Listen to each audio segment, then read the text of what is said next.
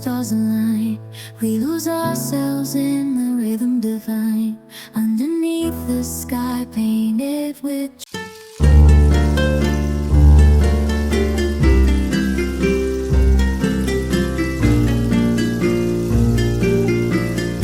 Hello everyone, good morning, welcome back to another new blog, another new day. চলো শুরু করা যাক আরও একটা নতুন ব্লগ। তো এখন গুড মর্নিং বললাম ঠিক কথাই, বাট ঘড়িতে বাজছে 3:10 মাঝরাত্রে। তোমাদেরকে গুড মর্নিং উইশ করলাম। তো কালকে রাত্রে 10টার মধ্যে ঘুমিয়ে গিয়েছিলাম, তাই আজকে আমি উঠেছি 1:30টার সময়। আমার ঘুম ভেঙে গেছে অটোমেটিক্যালি। 1:30টার সময় ঘুম ভাঙলো, আর ঠিক তারপরেই অ্যালার্ম বাজলো। তারপরে তো দুটোই অ্যালার্ম বাজলো। জয় জাস্ট একটু আগেই উঠলো, আধ ঘন্টা আগে উঠলো। তো আমি উঠে বসে বসে কিছু কাজ করছিলাম, আর তারপর তো ফ্রেশ হয়ে রেডি হয়ে গেছি। আজকে আমাদের 3টের মধ্যে গাড়ি ছাড়বে বলেছিল। 3:10 হয়ে গেছে, মোস্ট প্রবাবলি 3:30-এর মধ্যে গাড়ি ছেড়েও দেবে।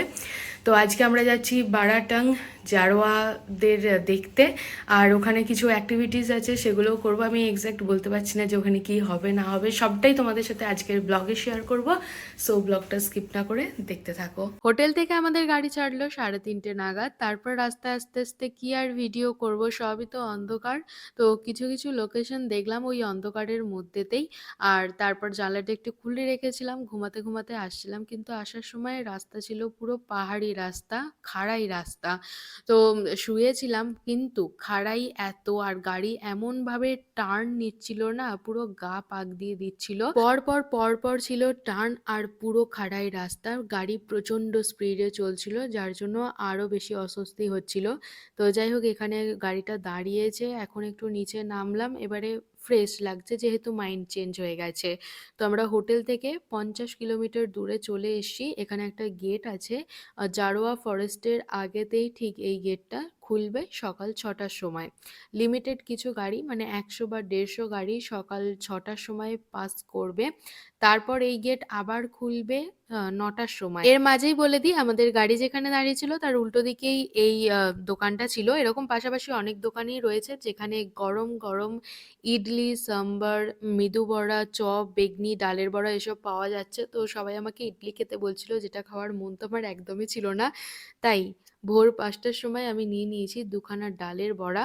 সার্ভ করেছিল বাদাম চাটনি দিয়ে, যেটা খুব একটা ভালো লাগছিল না খেতে, বাট হ্যাঁ, শুধু ডালের বড়াটা কিন্তু ভীষণ টেস্টফুল ছিল। রাতের অন্ধকার কেটে আস্তে আস্তে দিনের আলো ফুটছে, আর আকাশটা কত সুন্দর লাগছে তোমরা জাস্ট দেখো। আচ্ছা, এবারে আসি আসল কথায়। আমরা অত ভোর ভোরই বা কেন বেরোলাম, আর এখানে এসে এতক্ষণ ওয়েটই বা কেন করলাম? ভোর ভোর বেরোনোর একটাই কারণ, এই যে সকাল 6টার সময় গেট খুলবে, আমরা যাতে ফার্স্ট লটে এন্ট্রি পাই তার জন্যই।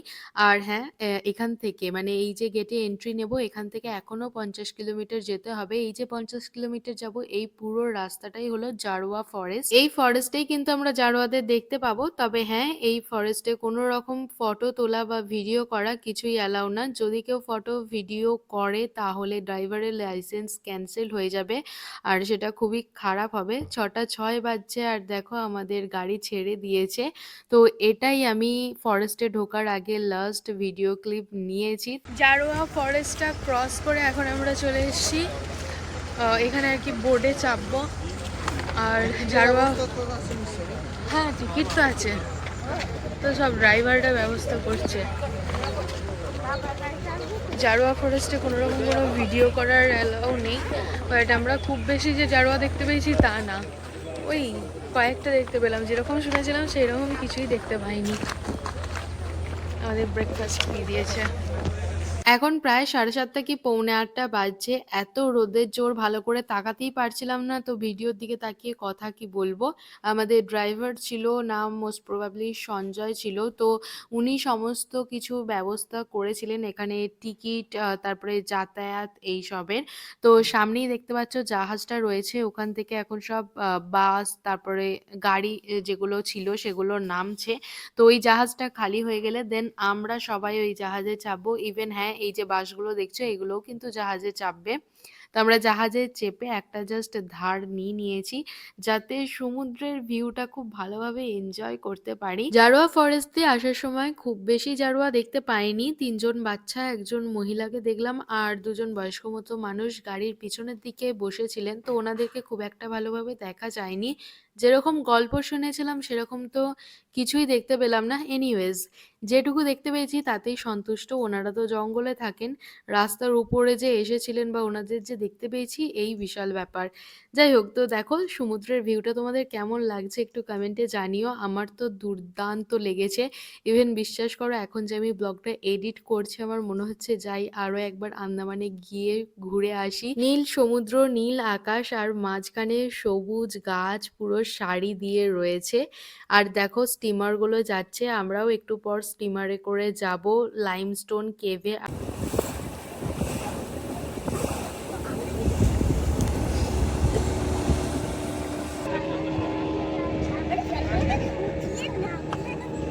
জাহাজ ছিল পুরো প্যাকড আপ।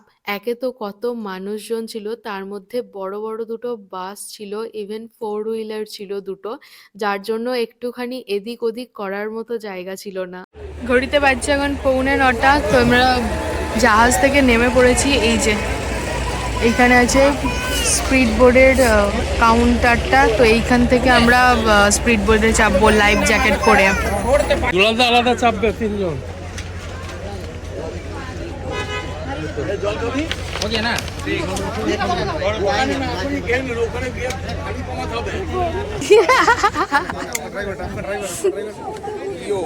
এক্সাইটেড। প্রত্যেকটা লাইফ জ্যাকেটই এইরকম টাইপের, একটু ভালো কালারফুল লাইফ জ্যাকেট নেই। তো আমরা যাচ্ছি স্পিড বোর্ডে চাপার জন্য। আমাদের বোর্ডের নাম লেখা থাকবে ম্যানগ্রোভ সাফারি 2। তো আমাদের একটা টিম অলরেডি চলে গেছে, 10জন করে একটা স্পিড বোটে ধরবে। তো আমরা সেকেন্ড টিম যাচ্ছি, থার্ড টিম আসছে পরে স্পিড বোটে। এই ফুটটা দিয়ে যাচ্ছি, প্রচণ্ড দুলছে ফুটটা। তো আমরা লাইন দিয়ে যাচ্ছি, 10জন একটা লাইনেই দাঁড়িয়েছি। স্পিড বোর্ডে করে আমরা এখন যাচ্ছি লাইমস্টোন কেভে। তবে এখান থেকে কেভ কত দূর আমার ঠিক জানা নেই, তবে স্পিড বোর্ডে উঠে হেভি মজা হচ্ছিল, মাঝে মাঝে তো জল ছিটিয়েও আসছিল। এনিওয়েজ, এর মধ্যে একটা ঘটনা ঘটে গেছে সেটা বলি। জাহাজ থেকে নামার পর দেখলাম ওই জায়গাটাতে প্রচুর পরিমাণে কুকুর ছাগল ঘুরে বেড়াচ্ছে। এবার ব্রেকফাস্টের প্যাকেটগুলো তো আমাদের হাতে ছিল, আমাদের একটু খিদেও পেয়েছিল, তাই একটা ব্রেড বার করে খাচ্ছিলাম। জানি না কোথা থেকে একটা ছাগল এসে আমার পেটের উপর উঠে পড়েছে খাওয়ার জন্য, আর আমার তো ভয়ে হয়েই গেছে। আমি কোনো রকমে সরে গেছি আর তারপর জয় ওকে খেতে দিল। যদিও খেতে দেওয়ার আগেই ও জয়ের পেটের উপর উঠে পড়েছিল ওই ব্রেডটা খাওয়ার জন্য, তো জয় ওকে ব্রেডটা দিয়ে দিল। আর হ্যাঁ, এখানে কুকুর বলো বা ছাগল বলো, যাই খেতে দেবে সবই খাচ্ছে, সেটা বিস্কিট হোক, ব্রেড হোক, ডাবের শাঁস, যাই দেবে সব খাচ্ছে। আমাদের সাথে 2জন যাচ্ছে, একজন বোর্ডের চালক আর একজন গাইড, যে লাইমস্টোন কেভের ভিতরটা ঘুরে দেখাবে। এই দেখো তোমাদের সাথে বকবক করতে করতে আমরা লাইমস্টোন কেভ পৌঁছেই গেলাম। এতক্ষণ তো একরকম ভিউ দেখতে দেখতে আসলাম, এইবারে যেখানে দিয়ে ঢুকছি সেইখানকার ভিউটা জাস্ট দেখো। দুদিকে পুরো ম্যানগ্রোভ অরণ্য আর মাঝখান দিয়ে আমরা যাচ্ছি। কি দারুণ লাগছে না দেখতে। এতদিন বইয়ের পাতায় ম্যানগ্রোভ অরণ্য পড়েছিলাম, আজ সেটা নিজের চোখে দেখতে পাচ্ছি। আর তাছাড়াও ওখানে তো পলিউশন নেই, যার জন্য গাছের পাতাগুলো দারুণ সুন্দর, মানে একদম পুরো সবুজ, আর একটুও ধুলো নেই, কিছু না, প্রচণ্ড পরিষ্কার পরিচ্ছন্ন আর দারুণ সুন্দর লাগছিল দেখতে। যত এগিয়ে যাচ্ছি ততই যেন প্রাকৃতিক সৌন্দর্য চোখের সামনে ফুটে উঠছে। তো ভিডিওটা অনেকটাই বড় হয়ে গেছে জানি, তো যতটা ভিডিও ক্লিপস তুলেছি আমার না একটুও কাটতে ইচ্ছা করছে না, কারণ এত সুন্দর প্রাকৃতিক সৌন্দর্য সবটাই ইচ্ছে করছে তোমাদের সামনে তুলে ধরি, তোমরাও দেখো। আমি তো সামনাসামনি এত সুন্দর দেখেছি আর ভিডিওতে ততটাই সুন্দর লাগছে। আই হোপ কি তোমরা আমার ভিডিওটা পছন্দ করছো আর তোমাদেরও দেখতে ভালো লাগছে।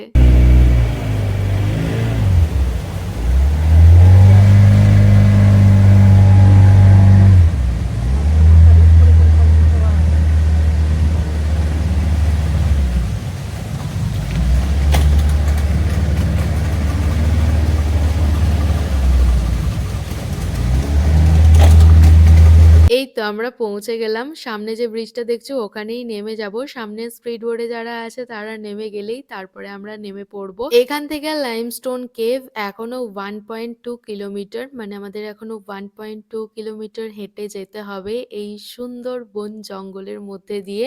আমি তো দেখছিলাম জলের মধ্যে ম্যানগ্রোভ অরণ্যগুলো কিভাবে আঁকড়ে রয়েছে একটা শিকড়ের উপর একটা শিকড়।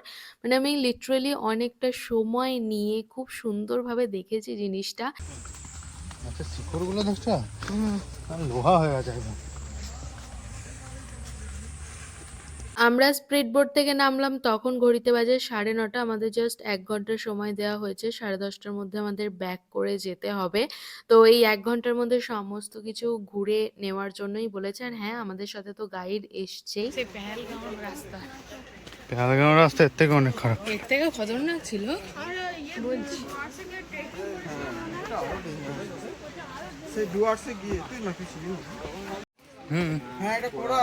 কোরাল এসছে প্রকৃতির নিয়ম বাপ। আসতে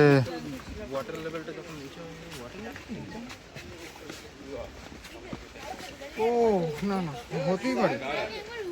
কারণ আন্দামান কিভাবে তৈরি হয়েছিল, ভলকানি কি? হ্যাঁ, ওটা তখন তারপরে হ্যাঁ, তো তার আগে কি সমুদ্র ছিল না? তার আগে তো সমুদ্র ছিল। স্টেপ বাই স্টেপ আছে, দেখ স্টেপ বাই স্টেপ, দেখ স্টেপ বাই। এখন যে ফরেস্টের মধ্যে দিয়ে যাচ্ছি এই ফরেস্টের রাস্তা ছিল খতরনাক। দেখতেই পাচ্ছ গত গাছের শিকড় রাস্তার উপর দিয়ে রয়েছে। একটুখানি দেখে না হাঁটলেই ব্যাস হোঁচট খেয়ে পড়তেই হবে। তার মধ্যে ছিল এবড়ো খেবড়ো রাস্তা, কোথাও সরু রাস্তা, কোথাও কোরাল। তো মানে ভ্যারাইটিস রকম। হেঁটে যাচ্ছিলাম বলে খুব একটা প্রবলেম হয়নি। আর ভিডিও করার দায়িত্ব দিয়ে দিয়েছিলাম জয়কে, কারণ আমি যদি ভিডিও করতাম আর তার সাথে এরমভাবে হেঁটে যেতে হতো তাহলে ব্যাস হয়েই যেত। পেহেলগাঁও রাস্তার কথা মনে পড়ে যাচ্ছিল। পেহেলগাঁওতে সেই খতরনাক রাস্তা দিয়ে আমরা গিয়েছিলাম ঘোড়ার পিঠে চেপে।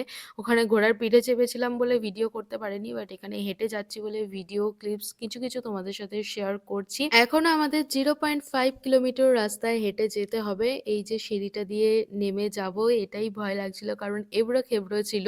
তবে হ্যাঁ, যাওয়ার সময় যতটা অসুবিধা হয়েছে আসার সময় কিন্তু অতটা অসুবিধা হয়নি।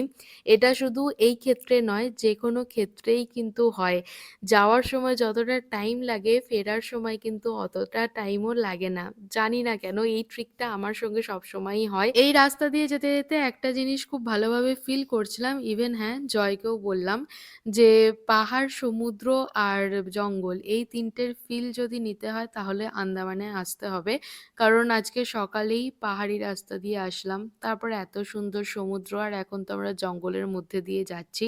মানে তিনটে জিনিস এক জায়গায় পাওয়া যাচ্ছে। তো এটাও না, এই যে এখন যে গাছটা দেখাচ্ছি এটাও বহু বছর আগেকার গাছ। গাছের গোড়াটা দেখো কি বিশাল মোটা, কিন্তু এটা কত বছর পুরনো গাছ সেটা লেখা ছিল না, তাই তোমাদের সাথে শেয়ার করতে পারলাম না। পুরো রাস্তাটাই ঝিনুক দিয়ে করা না? আর মাত্র 3-4 মিনিট হেঁটে গেলেই লাইমস্টোন কেভ। এখানে দুটো চালা মতো করা রয়েছে যেখানে বসে রেস্ট নেওয়া যাবে। এগিয়ে গেছে সব। না দাঁড়াবে আমাদের জন্য কেউ? আমি তো মনে করেছিলাম আমরা হয়তো কেভের মধ্যে চলেই এসেছি, এটাই হয়তো কেভের রাস্তা। আসলে কিন্তু না, এইটা হচ্ছে এমনি রাস্তা। কেভের ভিতরটা পুরো ঘুটঘুটে অন্ধকার, ফোনের ফ্ল্যাশ না জ্বালালে কিছুই দেখা যাচ্ছে না। আমাদের টিমের 10 জন তো ছিলামই, এছাড়াও অন্য টিম মানে যারা আমাদের সাথে আসেনি তারা মোস্ট প্রবাবলি রাগিনী স্পিড বোটে করে এসেছিল। তো ওই টিম না গাইডদের থেকে হারিয়ে গেছিল। তো গাইডকে খুঁজে পাচ্ছিল না। আমাদের গাইড ওনাদের সাথে কথা বলে এবং ওনাদেরকে বলে যে আমার টিমের সঙ্গে আপনারা চলে আসুন, কেভের মধ্যে কি কি আছে না আছে আমি ডিটেলস বলে দেবো, তো আপনারাও শুনে নেবেন। তো আমরা একসঙ্গে প্রায় 20 জন মতো হয়ে গেছিলাম, একজন গাইডের আন্ডারে ছিলাম। তো চলো চলো এবারে কেভের মধ্যে এন্ট্রি নিই আর দেখি যে কেভের মধ্যে কি কি আছে। অ্যাডভেঞ্চার হতে চলেছে গাইজ।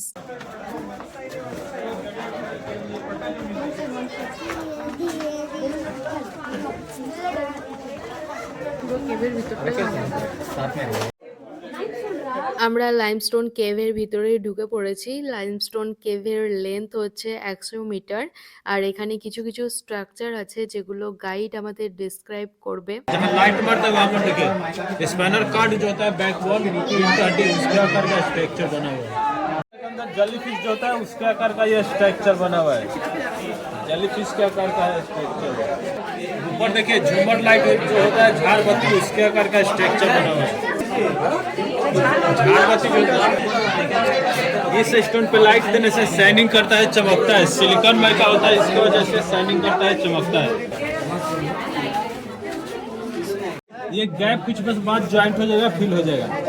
वाटर कैल्शियम कार्बोनेट से स्टोन बनता है। नीचे वाला का नाम है स्टेलेक्टमेट, ऊपर का स्टेलेक्टाइट। जो कुछ बस बाद ये पिलर बन जाएगा, स्टोन के आकार का बन जाएगा। केव में जितना भी स्टोन है 3 चीज से बनता है। वाटर कैल्शियम कार्बोनेट, यही 3 चीज से स्टोन बनता है। Water calcium carbonate, water calcium carbonate. Hole दिखाई दे रहा है, ये नेचुरली होल है। इस होल का नाम है सिंक होल। यहाँ पे बोर्ड लगा हुआ है। और ये जो ब्लैक दिखाई दे रहा है सनलाइट वाटर का ब्लैक हुआ है। जहाँ पर भी सनलाइट पड़ता है वहाँ ब्लैक हो जाता है स्टोन, डेथ स्टोन हो जाता है। जितना ब्लैक स्टोन है ग्रोथ नहीं करेगा, बढ़ेगा नहीं। जितना व्हाइट स्टोन है वैसा स्टोन बढ़ेगा, ग्रोथ करेगा स्टोन। देखिए यहाँ पर देखिए जहाँ मोबाइल का लाइट है। हाँ, गणपति का हेड, हाँ गणेश भगवान का फेस जो है उसके करके बना हुआ है। गणपति का हेड। देखिए यहाँ पर ये जो स्ट्रक्चर हनुमान गद्दा जो होता है उसके आकार का स्ट्रक्चर बना हुआ है। और ये स्टोन डिफरेंट कलर का स्टोन है, गोल्डन कलर का स्टोन।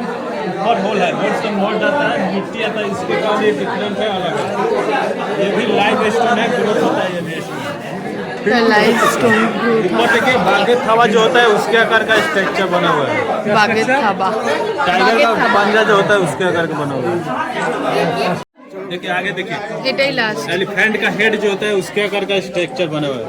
उसके ऊपर सेंटर में देखिए क्रोकोडाइल का डिजाइन बना हुआ है। आगे केप यहीं पे एंड हो जाता है, शेष हो जाता है। यहाँ हेड ऊपर देखिए ये जो न्यू लाइम स्टोन ग्रोथ हो रहा है, जो मिल्क कलर का है। और जो ब्लैक दिखाई दे रहा है वो सब टच करने से ब्लैक है, छूने से ब्लैक है। तो केप फिनिश हो गया। आप लोग का फोटो निकालना है, फोटो बैक में चल के निकाल लीजिए। उसके बाद सेम रूट सेम बोर्ड में चलना है। लेमन जूस पीना तो पी लीजिए। चलिए पीछे बैक हो जाइए, आप लोग पीछे होइए। रिटर्न লাইমস্টোন কেভ ঘুরে আমরা চলে এসেছি। আমাদের টিমের আরও যারা ছিল তারা এখন অবধি আসেনি, তাই আমরা এখানে একটা ছাউনি দেওয়া, খড়ের ছাউনি দেওয়া ঘর করা আছে, তো এখানে ওয়েট করব। দেন স্পিড বোর্ডে চেপে জাহাজে যাব, তারপর তো সুন্দরী গাছ, হ্যাঁ তারপর তো গাড়ি করে যাব হোটেলে। এই দেখো সুন্দরী গাছ।